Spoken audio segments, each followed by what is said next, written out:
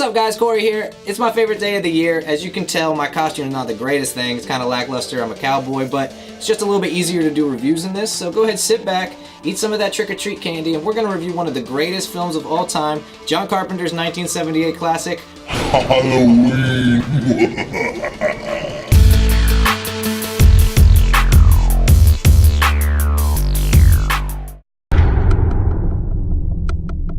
15 years ago, I met this 6-year-old child with this blank, pale, emotionless face, the blackest eyes, the devil's eyes. Halloween was directed by John Carpenter and was originally released in 1978. It starred Jamie Lee Curtis as Laurie Strode and Donald Pleasance as Dr. Loomis, Michael Myers' psychiatrist. While being moved between facilities for a court date, Michael Myers ends up escaping and returning back to Haddonfield, where Dr. Loomis has to chase him down before he ends up murdering anyone else. Up and down these streets. You're telling me they're lined up for a slaughterhouse?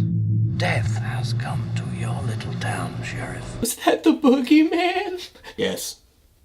Yes, it was. If you've never seen the 1978 version of Halloween, you have to be living under a rock, because this is one of the most iconic horror films of all time. It was actually shot on a relatively small budget, because back then, films were very hard to make. There's a lot more mechanics that went into it, a lot more gear, a lot more personnel. It was just a much bigger scheme to make an entire film. So for John Carpenter to come out and make such a small budget film, so frightening to millions of people, was actually a great achievement for him, and that's kind of what happened with the rest of his career. Enough about John Carpenter himself. Let's talk about this film specifically, because for the time frame, this film was awesome. This film still holds up in 2017 just as well as it did in 1978. There's been so many plays off of these films, there's been so many sequels and remakes that it starts to get a little bit droggy on what's even happening with these films anymore, but if you go back to the original where it all started, it's so crystal clear on why these films were so popular, why they still are popular, and why the slasher franchises just really don't ever seem to stop thriving, because they're just interesting. They're horrifying, they're always really relatable, because it can happen to anybody. No one really knows who these people are, where they come from, the backstory, and that's what makes them so scary, is the unknown behind the characters. So everything about this film is shot well, it's acted well. The shots aren't necessarily revolutionary, but they were very inventive for the time. We hadn't seen a lot of POV, we hadn't seen a lot of stuff that really showcased so much hidden imagery, but John Carpenter really embraced this well with what he shot here, because there were so many just creepy, stale shots where something that was just eerie came into frame and Michael Myers would just come out from behind a hedge or just be standing next to a house not moving, just staring at you, and it was so disturbing for the time frame. The acting really carried the film well too. Jamie Lee Curtis and Donald Pleasance probably gave two of their career performances here, because after that, there's not a single person who didn't know who you were talking about when you mentioned those characters in these films.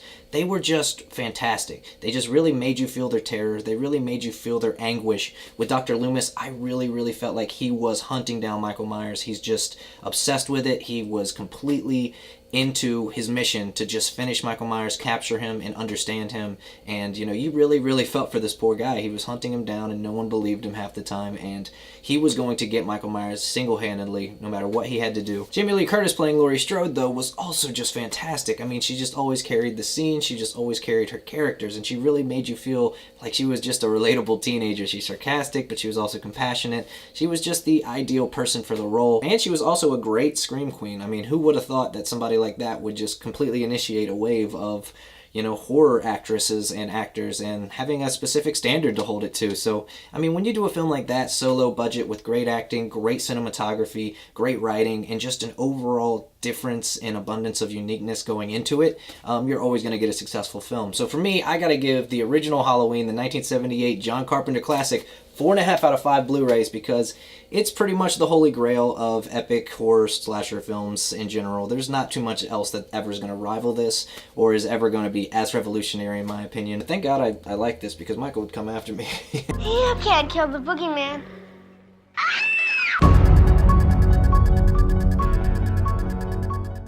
Hey guys, well thanks for stopping by and checking out our Attack of the Review for Halloween. Let us know what you thought about the film down here in the comments. As always, hit subscribe over here, and we'll see you next time on Attack TV.